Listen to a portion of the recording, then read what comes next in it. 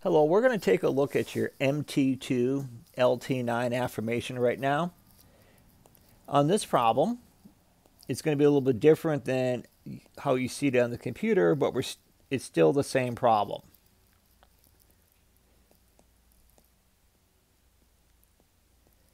We start with statement reason, and the kind of work I want to see you model is draw the picture out on your paper, and then notice we are given that x is parallel to y. That's how we start every proof. So we're going to start with the given x is parallel to y. And that's given. All I'm going to do is I'm going to put arrowheads on x and y. So we have x and y, and we have a transversal there. Well, notice your two angles you're trying to prove congruent.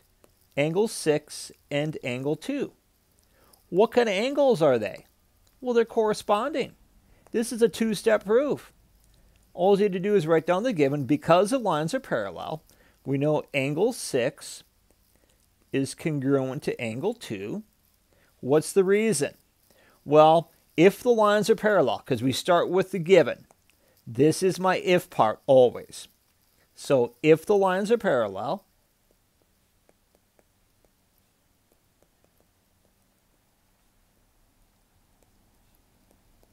then what did we just prove? Well, we just proved angle 6 is congruent to angle 2. What kind of angles are they? Well, the corresponding. Then the corresponding angles are congruent.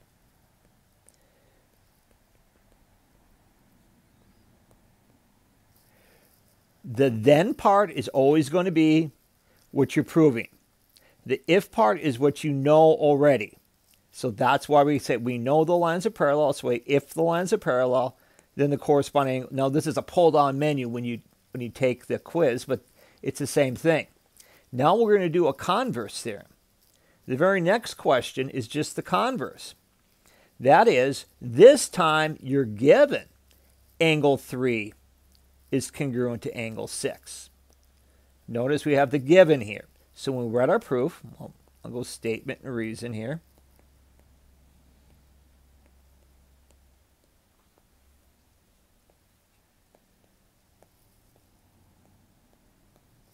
And we're going to say angle 3 is congruent to angle 6.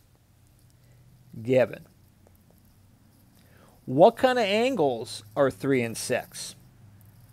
Well, they're alternate interior angles, aren't they? And we know they're congruent. Since the alternate interior angles are congruent, we know F has to be parallel to G. It's just backwards of what we did in the last one. Obviously, it's a different set of rules, but if you know the angles are congruent, so we'd say if the alternate interior angles are congruent. So that's our if part, because it comes from the given. Then, what did we just say? Well, we just said the lines are parallel. So then, the lines are parallel.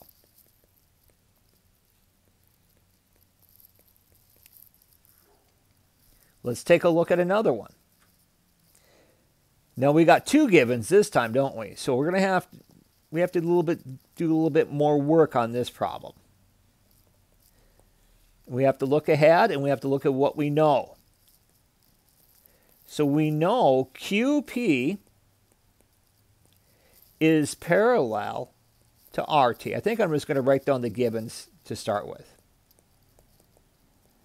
So we know Q to P is parallel to R to T. So we know all those angles involved. Now, here's one hint.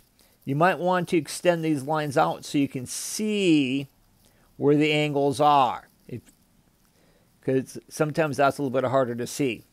And we know angle 1 is congruent to angle 4. That's also given. Well, let's start with our first given. If we have parallel lines, we know all the, well, before I forget, let's go do the second given. Let's mark down angle 1 is congruent to angle 4. Now, from our first given, I know angle 1 must be congruent to some angle over here because the lines are parallel. So angle 1 is going to be congruent to angle 2 because they're alternate interior angles from our first given. So I'm going to mark those as being congruent. So angle 1 is congruent to angle 2. What are we going to say? Well, we're given the lines are parallel. So I say, if the lines are parallel,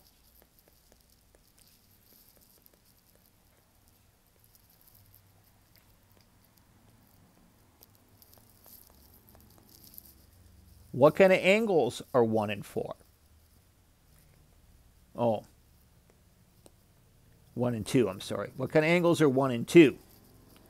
Well, they're alternate interior angles. So we'd say if the lines are parallel, then the alternate interior angles are congruent.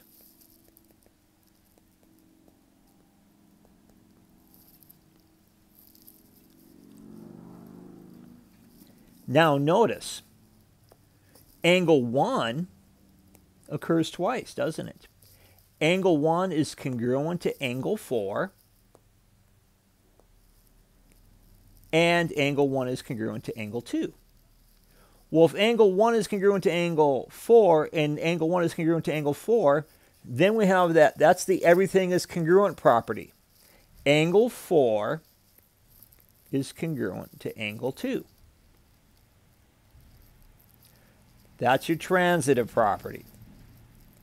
It's the property you're going to use when everything is congruent. Now look at your picture.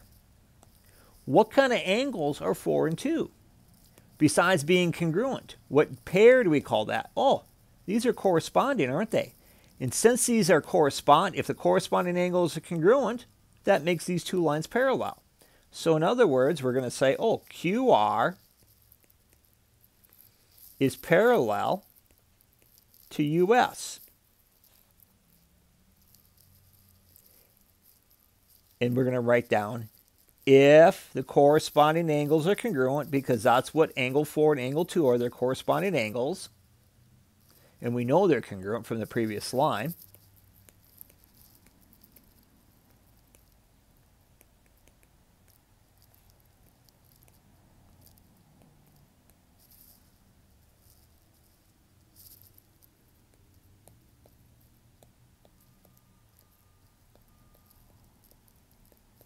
Then the lines are parallel.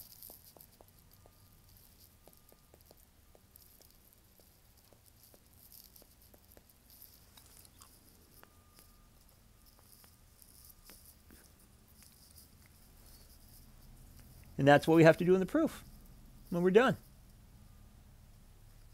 That's about as complex proof as you're going to see.